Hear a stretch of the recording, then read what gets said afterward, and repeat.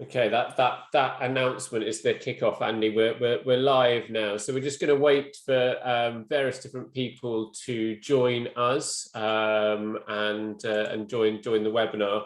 A big welcome, Andy. The mild-mannered Andy Hawkins, the B Corp expert. How are you doing?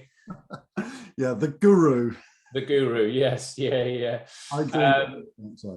Good. Well, look, just before or whilst we wait for people to join, and we'll kind of spend about a minute, 2 minutes allowing people to join. Just a sort of note that you can ask any questions you want, both in the comments box. I don't never know where to point, but you can write your questions in the comments box, and we will endeavour to answer those at the end. We've also got our very own Twitter handle, hashtag. I think that's the right way of describing Andy. Do you know it better than I do? Anyway, hashtag StriveFF. So that you can use that handle if you want to ask Andy any questions. Our head of marketing will make sure that he gets that question as well. So it's just a really easy to go into that. So and Strive is STRYVE. So by all means do do ask any questions that you've got there. Also do make sure to follow us. So we've got LinkedIn, which is strive-online, Instagram, we're on @strive.online, and Facebook, Strive Online. It's fairly consistent across all of them. So we're going to take half an hour of your lunchtime, no more, to give you an insight on what has been already an incredible journey for us as a business, becoming part of this B Corp movement. And I have to say, it wouldn't have been possible if it wasn't for Andy, who we've got on this call today, not merely for his sort of dry wit and charm, but also for his insight and knowledge of the B Corp process. And I know when we started it, there was sort of a handful of us then, as we're growing the business, who really had no great knowledge of it, but knew that the purpose and the mission it stood for was a really, really good one. So I would positively encourage every business to be a part of the movement. It's a really great balance between profit and purpose. And I think we'll get some really good, exciting insights from Andy today. So a little kind of intro to Andy as our little animations fly there, Andy. We've done all the bells and whistles for you. But Andy is the Chief Purpose Officer, which I love as a title, and also a B leader. So he founded Business on Purpose, has been in business for more than 20 years, helping companies transform their work and the way that they use technology, and has spent 5 years in community development in Africa and further environmental sciences. So all of these have kind of come together and are now helping companies improve their ESG program and utilize in particular the B Corp process and go through the B impact assessment, which is no mean feat. And congratulations, Andy, because you are both a mentor and now B on Purpose is also a fully fledged B Corp business, which is great news. So yeah, delighted to have you for half an hour and have your insights. We're going to break it down. We've got 3 different questions, and probably there's no better place to start than asking the question. Oh, I've gone too far. There we go. I'll go back on myself there. There's no better place to ask is what is a B Corp, Andy? So if you can kick us off that'd be great. For sure. Thanks, Ed. Thanks for that introduction, and it's fantastic to be here with you and the rest of the team. What is a B Corp? So when people ask me that, in short, a B Corp is to business what fair trade is to coffee. That is the most succinct and simple way of putting it. So when I'm in the supermarket and I want to buy a jar of coffee and I see the fair trade logo, I know that I can buy that jar of coffee with a degree of confidence that the provenance is good, that it's not just a jar of coffee saying we're the best in the world, but an external verifier is saying we've looked into this coffee, we've tracked it, we've audited it, and we can verify that it's a good jar of coffee. And so from a business perspective, how does someone from a business do that? Well, B Corp is essentially the answer. If you see the B Corp certified logo with any company, then you know that they've been through a specific journey and a specific process where they've actually measured and improved things. So it's not uncommon for me to meet a business owner and say to them, do you run a good business? Yes, of course I do. Is it an ethical business? Yes, of course it is, you cheeky thing. But then when I say, well, how do you know it's ethical, and how ethical is it, and how have you measured it, and how do you compare to others in your same market? At that stage, they're generally not able to give all of the answers that they might want to. So going through the B Corp process and the B impact assessment process, that enables them to have an answer for cheeky little chappies like me, that when I ask that question, they've got a response that say, well, we know that we are an ethical and a good business because we've been through the process. This is what we've scored. It's publicly, transparently available. Next question, please. So that's really a quick overview of what a B Corp is. It's a for good business. It's a business that takes into account all of its stakeholders, not just the shareholders. So the stakeholders are the workers and the community, its supply chain, and even the planet is considered to be a stakeholder in your business. So how do you take into account all of those different stakeholders rather than just being shareholder driven only? Yeah, that makes sense, a lot of sense. I mean, I think just out of interest, Andy, obviously you've had a huge background in business. You must have happened across B Corp in some way or another and now have become a mentor for B Corp businesses. So where did you find out about it initially?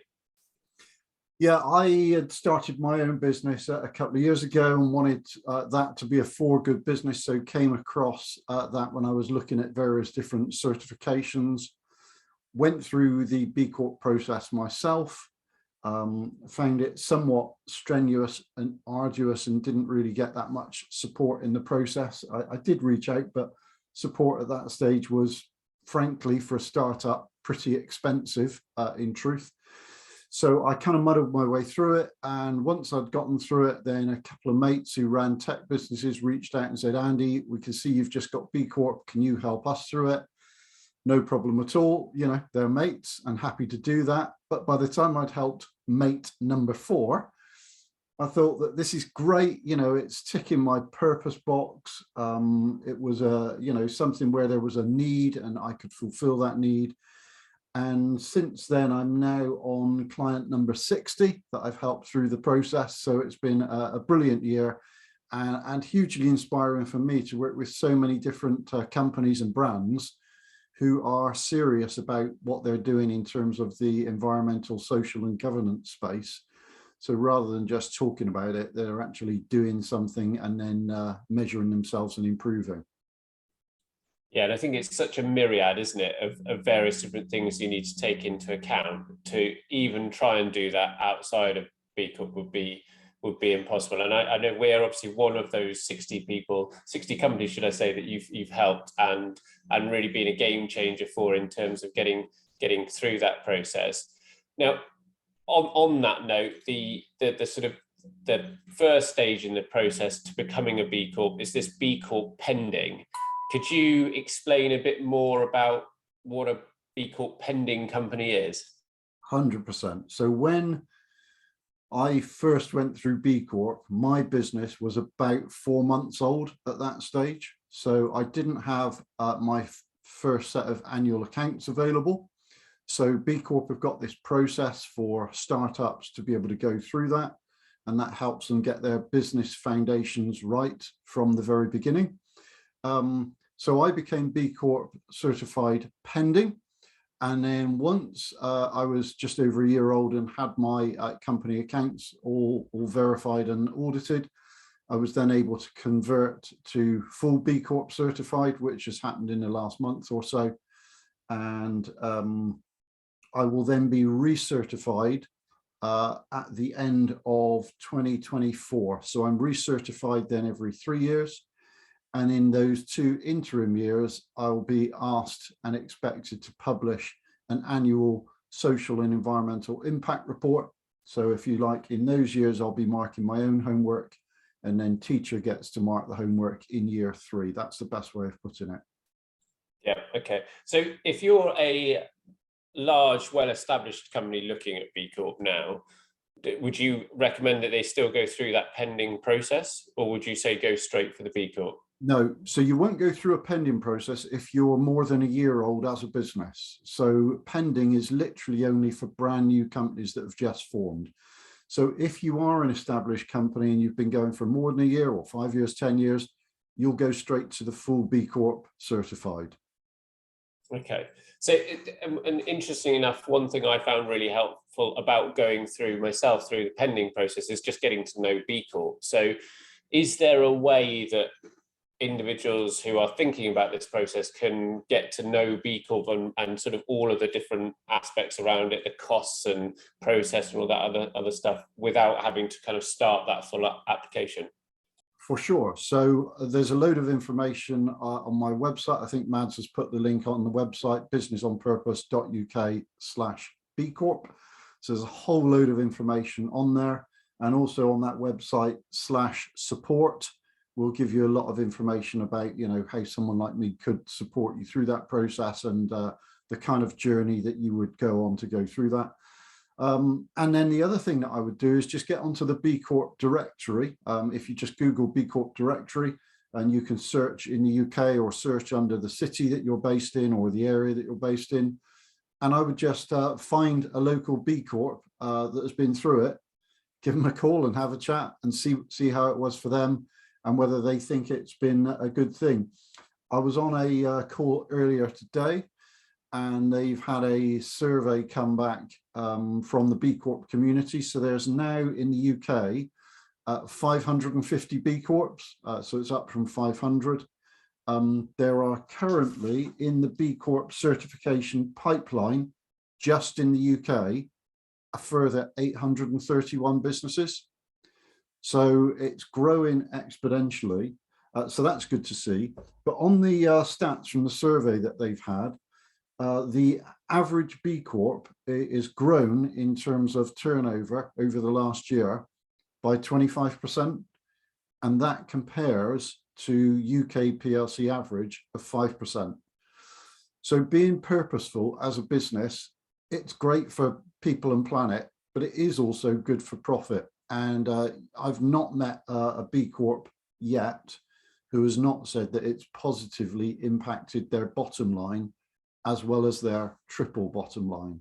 So there's a whole bunch of reasons that one might want to go through B Corp and why B Corp is a good thing. But yeah, that's a few of the stats. 25% business growth for B Corps has been reported this year by turnover.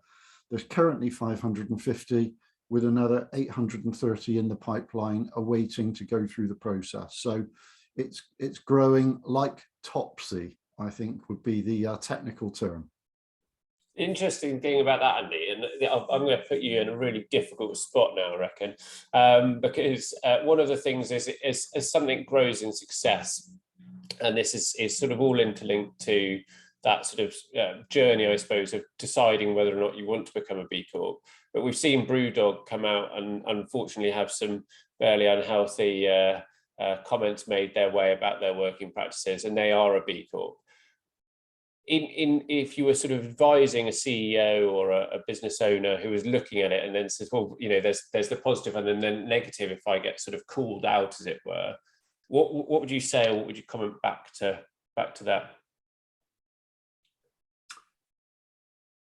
I would agree, and I'd applaud that if someone's not doing something right, that they are going to get called out. I watched about a month ago a documentary by Joe Lycett, the comedian, on Shell, and he was literally calling out and frankly having a bit of a Mickey take out of the Shell CEO, saying, you know, that they're greenwashing effectively.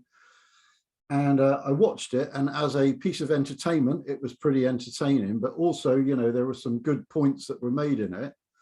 And here we are, you know, as recently as last week, we hear that Shell has pulled out of the Cambo oil field. and that the Cambo oil field licenses are now on hold, and the government being called on to not make any more licenses available in the North Sea. Now, I'm not saying that's because of Joe Lycett, but it could be, and I'm sure that that was part of the reason that Shell have made the decision that they've made. And so I think calling organisations out when they're not doing things properly is wholly appropriate. But that then leads on to the question of, well, if there's no mark like a B Corp mark, how on earth do you know what companies are doing and who's auditing that and who's looking at that? So anyone could write anything on their CSR homepage, aren't we brilliant? Who really knows? Who's looking at that and calling it out? So I think having at least B Corp there is something that's really interesting. And Brewdog are not off the hook by any means. There's a formal investigation that is taking place by B Corp that will make a decision as to whether they have their B Corp certification rescinded or whether they keep it, but are given a certain amount of time to improve their processes and practices. And that will be measured by what their employees are saying, not just by what the chief exec is saying. So it's going to be an interesting one to watch, but I think it's brilliant, and the B Corp community are at the front of the queue with wanting to hold each other to account. But let's not throw the baby out with the bathwater. If we can improve, and we all can improve, and we all want to improve, then let's use these things as a model and a framework and a way to keep improving. The other thing that I would say, Ed, is that I've seen, on social media, B Corp, isn't that just another load of greenwashing and purpose washing and all that kind of thing? I would say to anyone that's asking that question, maybe it is. But I'd almost certainly say the people that are asking that question have not gone through the B impact assessment process. Ed, you've been through it with the team. Yep. Not the sort of thing you'd go through, likely, or if you were there's other ways that you go through a bit of greenwashing rather than go through that process, which takes months. There's a lot of corporate introspection that you've got to do, a lot of challenge that you've got to do. You've then got to put a load of processes and policies in place. There's easier ways to be making a name in greenwashing than going through B Corp. It's not a simple thing to do. So there's a danger, of course, when there's 4,000 B Corps nationally, 550 in the UK, will there be one or two that will want to slip through the net? Yes. But the fact that B Corp recertifies every 3 years means that you will, be caught out at some stage, or you'll be held to account before that by the public, by your customers, by your other stakeholders, by your employees. And by having B Corp on the front door, it does make you loud and proud, and it does make you think, well, this is what we've got, and this is the standard that we need to adhere to, and I welcome that.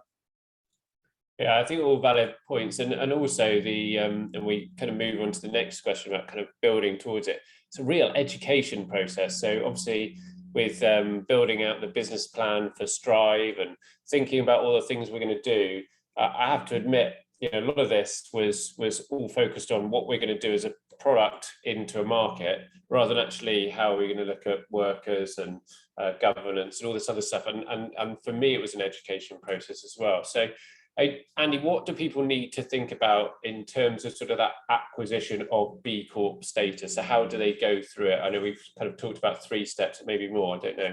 What are the steps for going through that?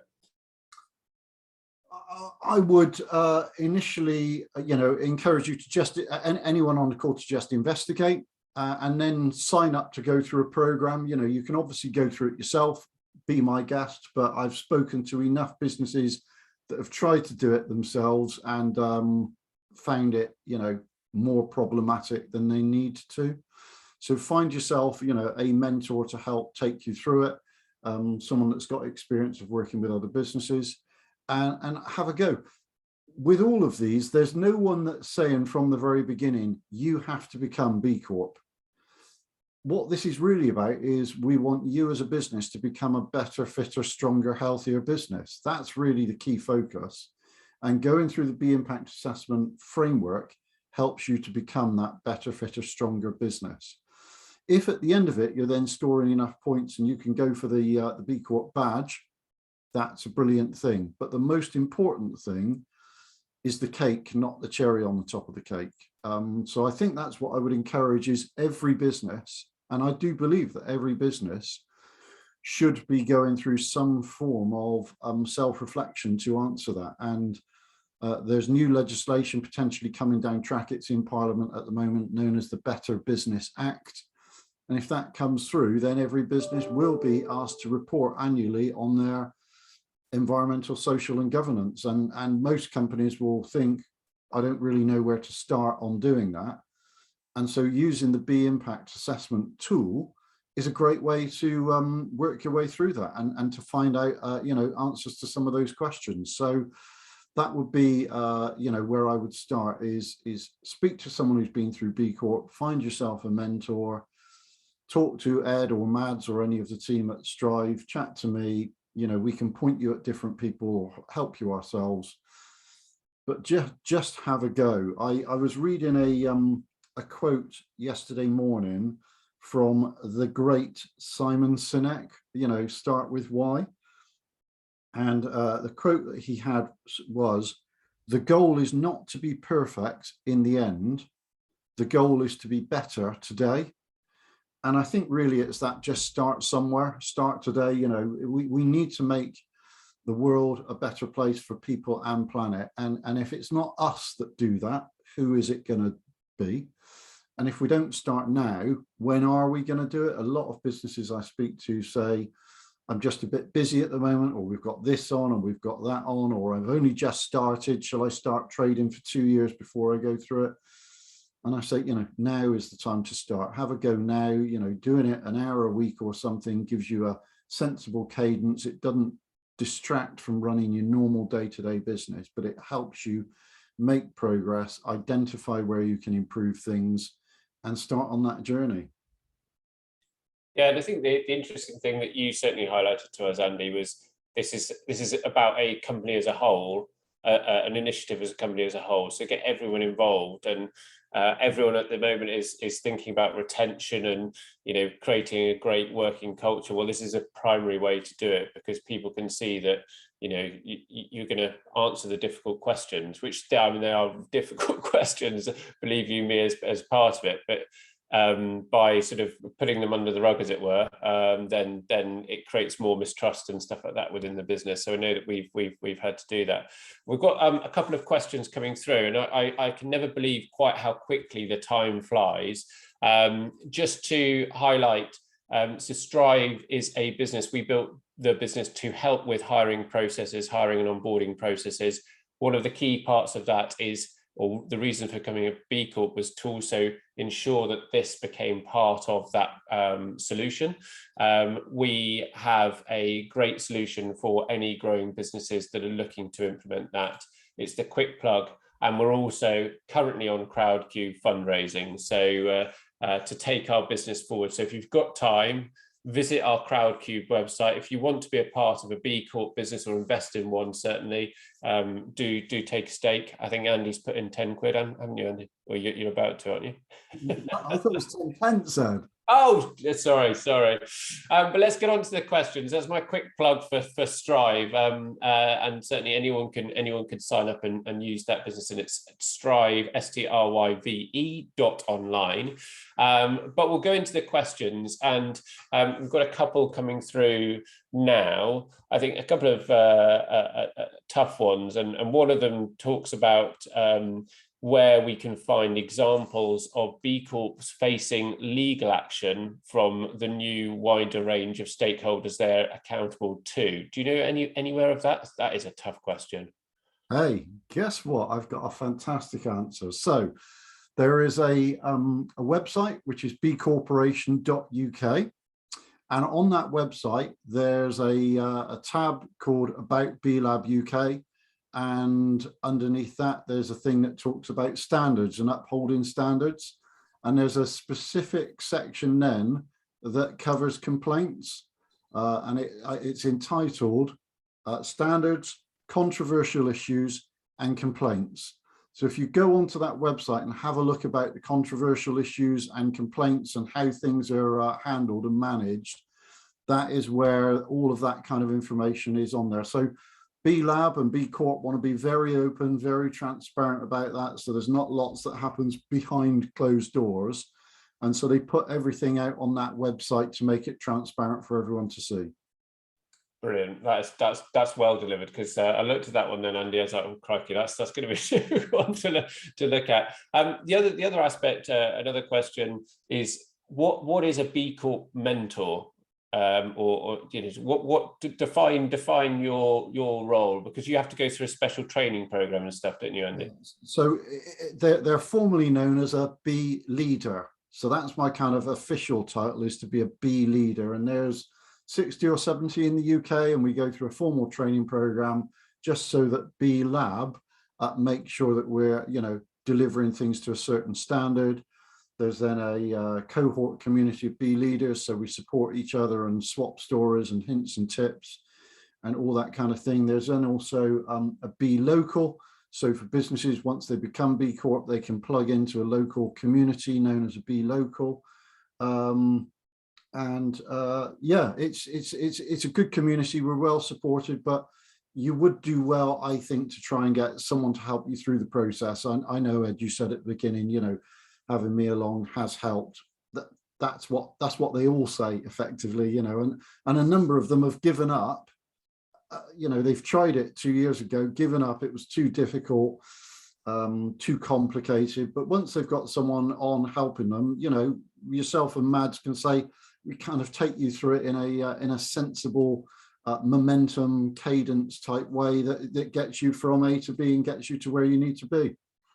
Yeah, absolutely. And I think the interesting thing with that is you run both sessions for multiple companies in one go, and then you also do sort of individual businesses as well. And we went for the individual option because we quite like your banter, Andy, and we wanted you one-on-one. But there's the two options. Is that right? Yeah, for sure. So out of the 60 that I've done this year, probably 30 have been one-on-one, and another 30 have gone through a series of cohorts. So we'll have up to 10 businesses in a cohort at once. Generally small businesses, startup businesses, sub 20 people, sub 2 million, that kind of size. And we'll go through it as a gang together. So whilst we say that the overall 10-step program has got a bit of a couch to 5K approach to it, when we're in the cohort, we say it's more of a park run approach, that you're, you know, out for a bit of exercise with your mates each week, and collectively you'll all get a bit better. So I think that's a good way of summing it up. But if you're a smallish business and you want to jump onto one of the cohorts, then you'd be more than welcome to do that. Perfect. We've got one last question from Toby. Assuming you lose your B Corp certification, what happens to the articles of associations? Do they get changed, or do the changes get reversed? And I know this is a big one for me, because I didn't realize you had to sort of go through implementing parts or changing parts of your articles of association. So yeah, do you know anything about that, Andy? Yeah, so it's not a definitely that happens, because that's Companies House. What you do in going through B Corp is you change your articles. So instead of your articles basically saying we are XYZ, we're here to make a profit, you change your articles to say we're XYZ, we're here to make a profit and view our decisions through the lens of people and planet.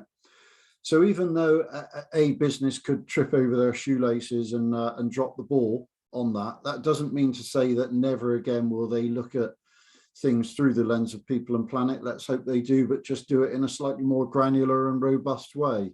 So I don't think, or I've not heard of someone, you know, going back and rescinding their articles to take people and planet out of it. And I actually think with the Better Business Act coming downstream, putting people and planet into the articles at a much higher level is something that every business will do. There will therefore be a lot more transparency, and there will be therefore a lot more companies that are held to account because they're not actually walking the walk. I think that's a great thing. You know, let's not run away from that. Let's run towards it, because it means that people who are doing good and are running a good business are celebrated and have got a way of showing that. Absolutely. Andy, you brought us right in on time, so there we go. I would positively encourage anyone looking to go through to the B Corp process to get in touch with Andy, not least for his font of knowledge, but as I say, his dry wit and humour. He's a fellow West Country man as well, so man after my own heart. But he's an absolute expert on it. There's obviously other B leaders out there that you can get in touch with, but Andy's a great one. So yeah, thank you very much for spending the time to give us the information, etc., and give our listeners the information, Andy. And yeah, we'll be in touch very soon. Great, good to see you. Thanks. Thanks, bye. Bye.